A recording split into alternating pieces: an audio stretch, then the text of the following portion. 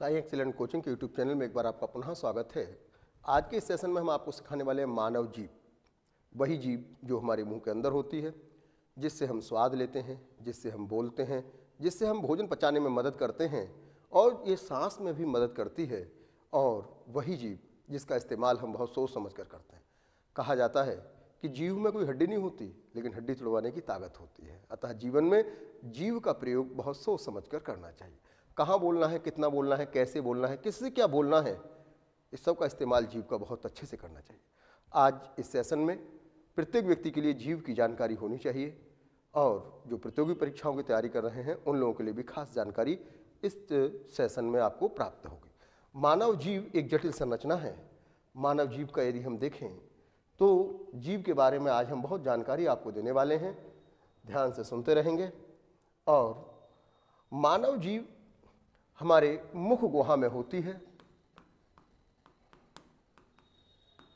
मुख गुहा के तल पर ये स्थित होती है। गले के ऊपर होती है। स्वस्थ जीभ गुलाबी रंग की होती है। लंबाई इसकी लगभग 10 सेंटीमीटर, इंच में लगभग 4 इंच की होती है। मानव की जीभ किससे बनी होती है? तो मानव की जीभ पेशीय ऊतक से बनी होती है। ये जो मानव जीभ है इसमें स्वाद कलिकाएं होती हैं। ये जो स्वाद कलिकाएं होती हैं, जो स्वाद लेती हैं, इनकी संख्या 2000 से 10,000 तक होती है। ये जो स्वाद कलिकाएं हैं इनको पेपली कहा जाता है।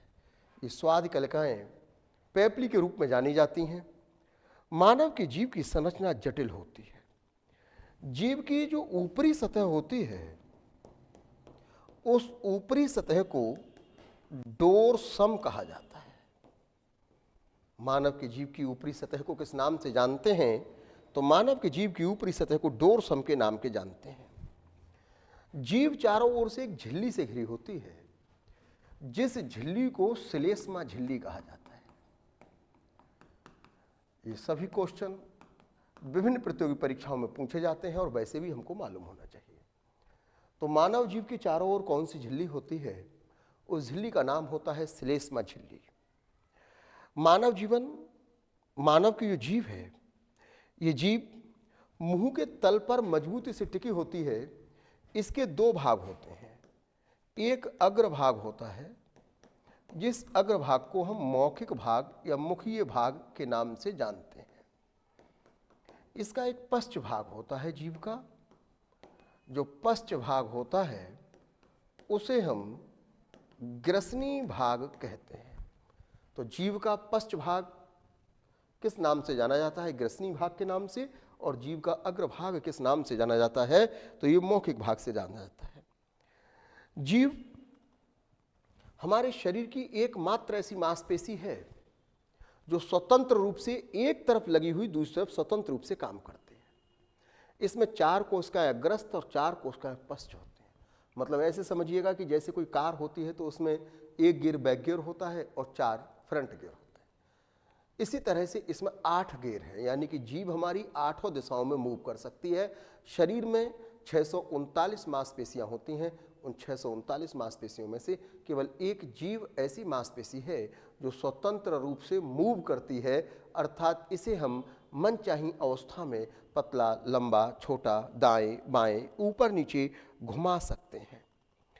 जीभ में कई तंत्रिकाएं होती हैं जिनसे कि रक्त की आपूर्ति होती है।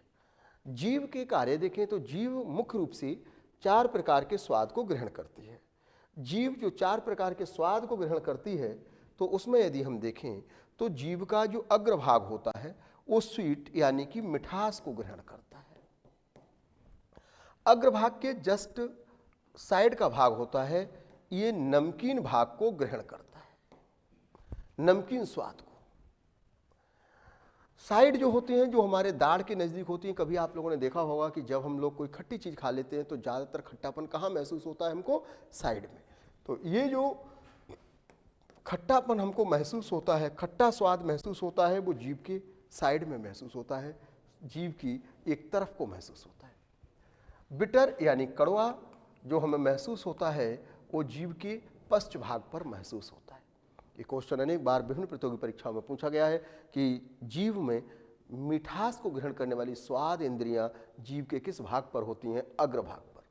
कड़वा स्वाद को ग्रहण करने वाली इंद्रियां किस भाग पर होती हैं? पश्च भाग पर। मध्य भाग में एक और होता है जिसे उमामी स्वाद कहते हैं, जिसे आप कहते हो कसैला, तो उमामी स्वाद को भी जीव ग्रहण करती है, बीच में बिल्कुल मध्य भाग में। तो साइड में खट्टा ग्रहण करती है और अग्रभाग में नमकीन, और सबसे अग्रभाग में मिठास, और सबसे पिछले भाग में जीभ में कड़वा भाग ग्रहण होता है। हमारे जो जीव है, इस जीव में विभिन्न प्रकार के अनेक पार्ट होते हैं। देख रहे हैं कि जीव का सबसे प्रारंभिक भाग तंत्र रूप अंकुरक होता है। ये जो अंकुरक होता है, ये छोटे छोटे उभार होते हैं, इन्हीं के कारण आप देखते हो कि जीभ खुरदरी लगती है। ये अंकुरक होते हैं और जीव को स्वाद ग्रहण करने में मदद करते हैं। ये अंकुरक होते हैं जिन्हें छत्राकारी अंकुरक कहते हैं। ये तंतु रूपी होते हैं, छत्राकारी होते हैं, अर्थात होते अंकुरक ही हैं। जीव में एक मध्य खांच होती है बिल्कुल बीचों बीच में, जिसे हम जीव का मध्य भाग कहते हैं। ये जो अंकुरक आप देख रहे हैं ना, ये अंकुरक ही हैं, पर्णिल, परिव्रत अंकुरक इनको पेपली कहते हैं। ये स्वाद आपकी कलिकाएं हैं, जिनकी संख्या बताया था अभी हमने 2000 से 10,000 तक होती है। आप देखते हैं कि जैसे जैसे हम बूढ़े होने लगते हैं वैसे वैसे स्वाद कलिकाएं कम होने लगती हैं, इसीलिए बुढ़ापे में स्वाद कम आता है, युवा अवस्था में सर्वाधिक स्वाद आता है। अच्छा, ये स्वाद कलिकाएं जो होती हैं, इनकी लाइफ भी होती है। जैसे हम जीव ही करते हैं अथवा हम जीव में कोई भी इन्फेक्शन या कुछ भी होता है तो 8-10 दिनों में ये स्वाद कलिकाएं पुनः उत्पन्न हो जाती हैं, अर्थात ये मरती भी रहती हैं और जीवित भी होती रहती, मतलब उत्पन्न भी, निर्मित भी होती रहती हैं। जीव के पिछले भाग को अधस्वर द्वार कहते हैं। ये अधस्वर द्वार है जहाँ से हमें बोलने में मदद मिलती है।